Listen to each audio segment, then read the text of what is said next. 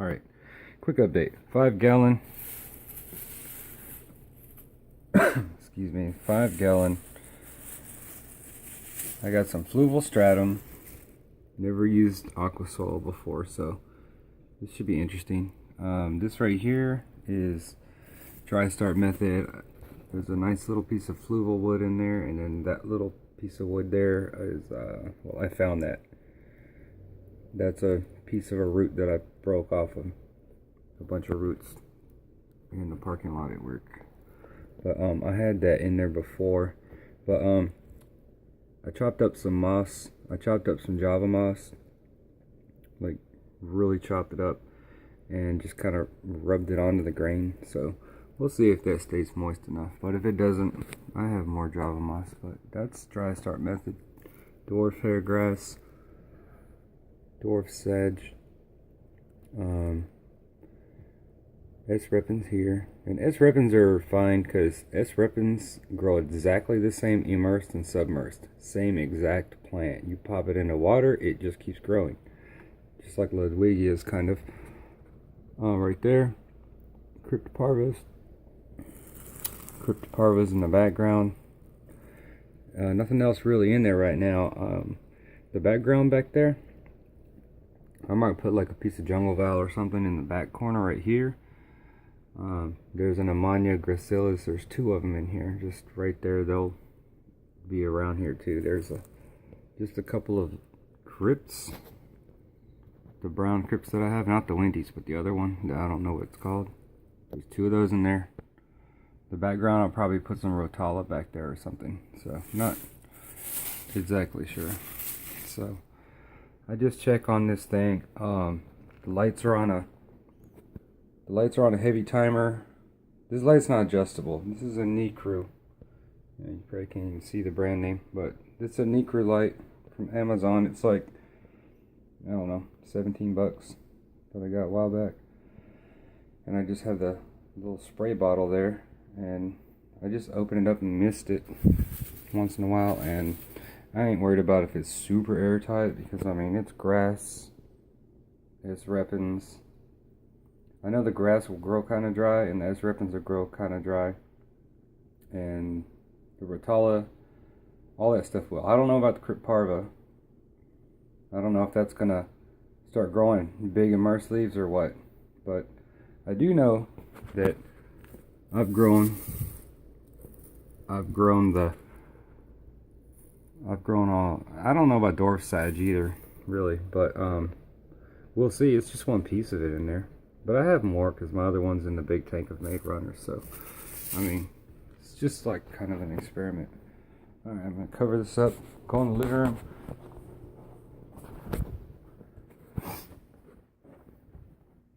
So I already don't like just randomly showing the room.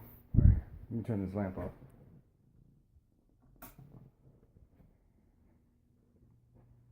Been doing a few things different in the big tank. For one, the light that comes on for 6 or 7 hours, whatever it is, I have that light still maxed out at full blast. But the other light that was 3 shades down, you can turn it. You can adjust the white. You can adjust the LEDs from 0 to 10, and the light that stays on the longest, I had that one, I think, on 6. So I turned it down a couple more. So it's on more like on 4. So it's kind of dim when the big light turns off around 1 in the morning or whatever time. Then it's a little more dim in here. Looks kind of like one of those dark Amazon tanks. It looks a little bit darker in here because this past week or 2 I've started to fill it up all the way, which I used to not do that, but trying that out right now. It's pretty cool. I mean, it's silent. Got some Ludwigias floating. Those are Ludwigias I found, and these are what you call that, pennywort. That's pennywort in there. There's a lot of pennywort around here in Texas. It grows in our yards all over the place. It's just a weed, but that's what pennywort is. Pennywort's just a weed. You ever wonder why it grows so weird when you plant it? It's not really, it's a ground plant. I mean, it would be good as a floating plant, but it doesn't float. But yeah, it's a ground plant. You'll see these popping up like in your yard. You'll see a whole bunch of these little things right here. That's especially near water, like if you have, like if it gets soggy when it rains. Same thing with Ludwigias. They're not really an aquatic plant. It's just a weed. Most plants we use aren't really truly aquatic plants anyways. But so that's update on the Ludwigias. That's the Ludwigias right there. Doesn't look like it on this camera, but they're bright green and like kind of a heavy pink. The sword plant, I don't know what its deal is. It kind of got a couple like real deformed leaves growing in. But the update on the crypt looking plant, it's not a crypt. It's they do grow in water, and I do find them in waterways around here, but they grow just like that. They just keep going straight up, and so I mean, if I let it keep growing, it would just go to the top and stick out of the tank. That's what that does. But I mean, it is what it is. I'll take those out. I'm gonna leave one in there just to see what it does. But the hair grass that I found, it's still back there, and the hair grass that was right here, it's doing all right. These Ratalas look crazy, but I'm kind of letting them go right now, because that way I'll have plenty right here to nip off so that I can put those in the other tank. But if they grow immersed in the other tank, if I put them in there right now, they would start growing immersed, and immersed Rotala looks different than it does in here. I mean, S. repens looks exactly the same. It'll just keep growing. It doesn't change anything, but I thought about putting some Ludwigias in there. They'll just grow straight up and be red, and then when I submerge them, when I flood it, they'll just turn green. But you see how red they are up there? Little corys and everybody, they're all doing good in here. There's another one of those little crypt things, wannabe crypts. But yeah, I'm gonna get rid of those. I'll leave one. I did this jungle val, I clipped a couple of them. I mean, they're just all wrapped up in here, but really they're like 3 miles around the tank. They go all the way around and come back if you let them go across. Another thing in here, my trident java fern won't grow because I think the fish are nipping at the soft ends of them when the tips are trying to come in. But I cleared space right here. That was a whole bunch of anacharis. Oh, my camera flipped. That was a whole bunch of anacharis right there.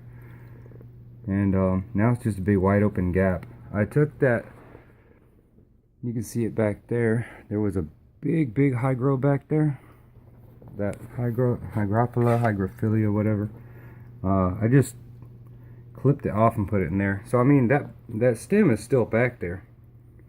I just snipped it right between two leaf nodes, so it'll just keep on growing there.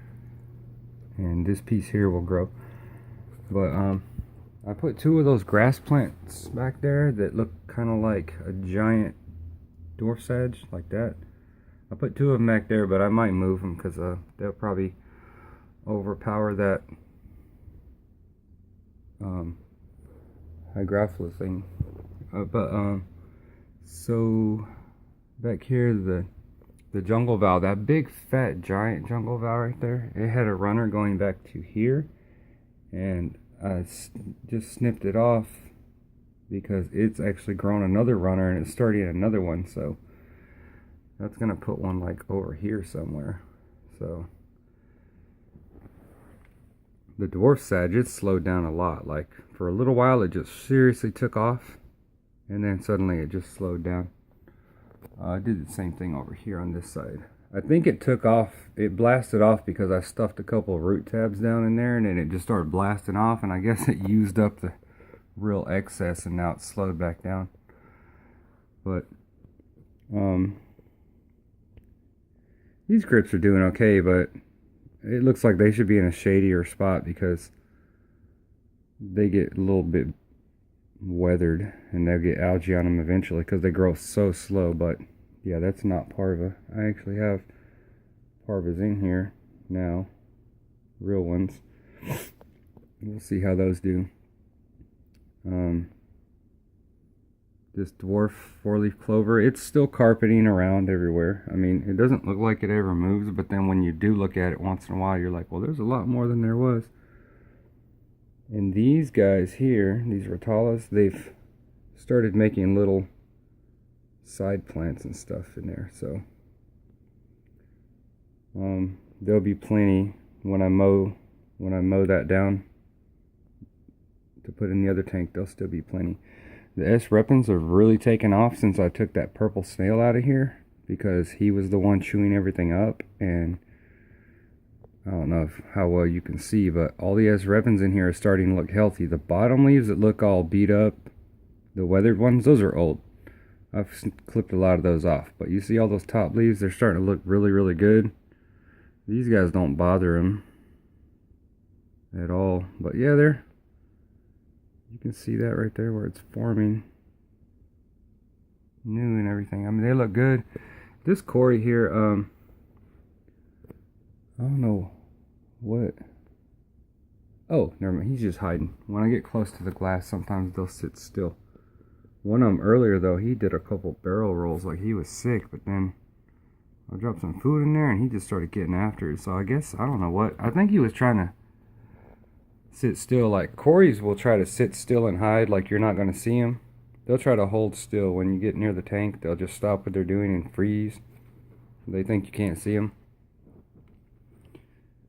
And then after a minute, they'll start moving around again. But anyways, that's my update. The crypts that I found are definitely not crypts. They don't propagate like them or anything. They're just stems. They grow straight up and out of the water. Little blue ram's doing okay. He's always looking for fish fried, try to catch. I just fed frozen baby brine shrimp for the first time. I've never bought any of that before. I just fed some to them, and it looks really weird. They're like little fur balls dropping in there. But they all kind of went crazy, but the corys couldn't really get to them. And then I saw corys trying to eat the baby brine shrimp, and it looks like they kind of just pass over it and kind of go all around. So they didn't exactly eat it, they ate around it. But you know, it's whatever. And the floating plants up here, and that floating piece of driftwood up here is doing okay. These are pothos plants, by the way, if anyone ever wondered. Those are, Walmart sells it, devil's ivy. That's all it is. I just put some in there. They're still doing okay. I got a ball of Java moss in here because I'm gonna use that later with some driftwood. That's my update. I know I just talked forever, but man, this tank looks whack on camera when the water level's all the way up. It makes it like it washes everything out. I mean, that looks better. You can see back there where I took the way back in there. That's where I took that anacris out. That's why it's cloudy in here, because it stirred up fluorite and soil and all kinds of stuff. It really stirred up. First, I went down right next to the substrate and I started like chopping them down. But they're anacris, so I mean, they're all gonna just shoot right back up. So I mean, I just went ahead and plucked them all out carefully, and I did about, I don't know, 30% water change or whatever. So, alright, that's my update. Didn't mean to ramble so long. Later.